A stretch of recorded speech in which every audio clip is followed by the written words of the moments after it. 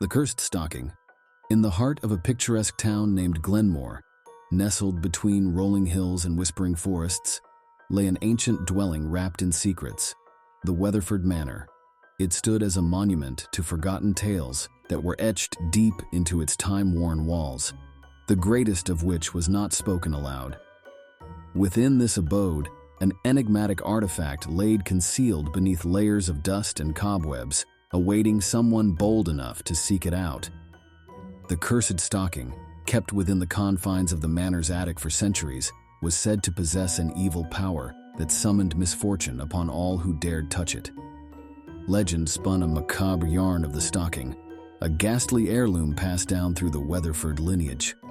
The eldest son would be blessed with prosperity, while his younger brothers would suffer a lifetime under its curse. Many dismissed it as a foolish tale, a figment of superstitious minds.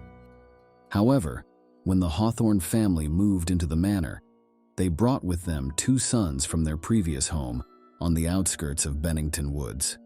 The Hawthornes were lured by the manor's ornate architecture and an alluring charm reminiscent of their childhood home near Tall Oaks Forest.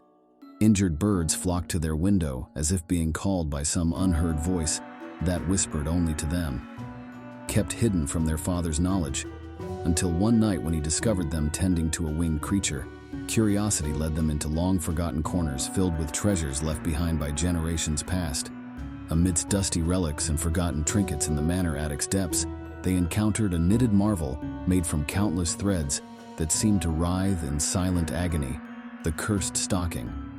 Unaware of its maleficent nature or how it arrived there, they hung it above the hearth to honor an old tradition carried forth by generations long gone before them. From that night on, the Hawthorne family's fortunes shifted in an ominous and foreboding direction. The eldest son, Alexander, basked in the glow of prosperity, while his younger brother Isaac fell prey to sorrow and hardship. Isaac's once cheerful countenance darkened, and his laughter turned into sobs that echoed through the halls of the manor. His once robust health dwindled, and he became a shadow of his former self, haunted by some unseen force. As the months passed, strange things began to happen within the Weatherford Manor. The ticking of the grandfather clock grew louder, and the portraits on the walls seemed to follow the Hawthornes' every move. Whispers echoed in empty rooms, and cold drafts blew through closed doors. The Hawthornes dismissed these occurrences as their overactive imagination, but they could not ignore the ill fortune that befell them. One day, while Alexander was out riding his horse, he encountered a beggar on the side of the road. The man was emaciated, with sunken eyes and a haggard appearance that spoke of a life of hardship. Alexander felt compelled to help the man and offered him a place to stay at the manor. The beggar accepted, and Alexander brought him back to the manor, where he was given food and a warm bed.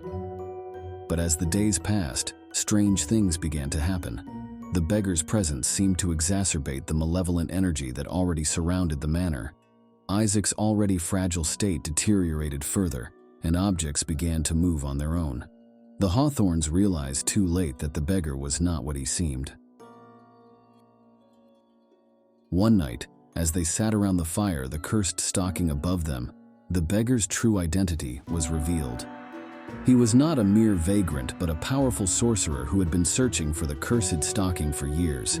His arrival at the manor was no coincidence, but a calculated move to retrieve the damned object. The Hawthornes had unknowingly kept the Cursed Stocking in their possession, and the sorcerer was determined to have it. The family pleaded with the sorcerer to spare them and take the Cursed Stocking without harm. But the sorcerer was not interested in mercy. He cast a spell that plunged the manor into darkness, and the Hawthornes were left defenseless against his dark magic. Isaac, who had been weak and frail up until now, suddenly stood up, his eyes blazing with a newfound strength. He faced the sorcerer with determination, knowing that the fate of his family rested on his shoulders. Isaac's body began to glow with an otherworldly light, and he unleashed a powerful blast of energy that sent the sorcerer flying across the room. The sorcerer lay on the ground, wheezing and weak. Isaac approached him, his eyes glowing with a fierce determination. He stood over the sorcerer, who was now at his mercy. Isaac knew that he had to act fast before the sorcerer regained his strength and retaliated. Isaac looked down at the sorcerer with a ferocity that he had never felt before. He could feel the cursed stocking pulsing in his hand, as if it was guiding him towards its ultimate fate. With a flick of his wrist, Isaac cast a spell that engulfed the sorcerer in a bright white light. The sorcerer screamed as he writhed in pain, his body convulsing violently. Isaac watched with a mix of horror and fascination as the sorcerer's body disintegrated before his very eyes. The sorcerer's flesh melted away, leaving nothing but a smoking pile of ash on the ground. It was a gruesome end for a man who had once been so powerful. As the smoke cleared, Isaac felt the power coursing through his veins, a newfound strength that he had never experienced before. With the cursed stocking still in his hand, Isaac had accomplished what his family had failed to do for generations. He had rid their home of the cursed object and defeated the sorcerer who had sought to claim it for himself. But as Isaac looked around the manor, he realized that the damage had already been done. The walls were charred and blackened, furniture was overturned and shattered, and his family lay injured and unconscious on the ground. It was then that Isaac realized that his newfound power came with a heavy price. Isaac sank to his knees, the weight of his responsibility crushing him. He knew that he would have to use his newfound strength to rebuild what had been destroyed and protect his family from any future threats. But at the same time, he couldn't help but wonder if the power he wielded would ultimately consume him as it had consumed the sorcerer. As he sat there contemplating his next move, Isaac heard a faint whisper in the back of his mind. It was a voice he didn't recognize, but it spoke to him with a soothing tone, promising to help him achieve his goals. Intrigued, Isaac listened closely as the voice continued to speak. It revealed itself to be a powerful entity that had been watching over him for years, waiting for the right moment to reveal itself. It claimed that it could help him harness his newfound power and use it to protect his family and bring glory to his name. Isaac was skeptical at first, unsure of whether or not to trust this mysterious being. But as the voice continued to speak, Isaac felt a sense of comfort and reassurance wash over him. He knew that he could not face the challenges ahead alone, and the idea of having a powerful ally by his side was too tempting to ignore. With a deep breath, Isaac accepted the entity's offer, and he felt a surge of energy flow throughout his body. The voice spoke again, instructing him to close his eyes and concentrate on the power within him. Isaac did as he was told, and a vision appeared in his mind's eye. He saw himself standing on a mountaintop, surrounded by a sea of enemies. But instead of fear, Isaac felt a sense of excitement and anticipation. He felt a surge of power flow through him, and he knew that he would emerge victorious. The vision faded, and Isaac opened his eyes. He looked down at the cursed stocking still clutched in his hand, and he knew that he had to destroy it once and for all. He stood up, feeling stronger than ever before, and made his way to the fireplace. With determination, he threw the evil object into the flames and watched as it burned away to ashes.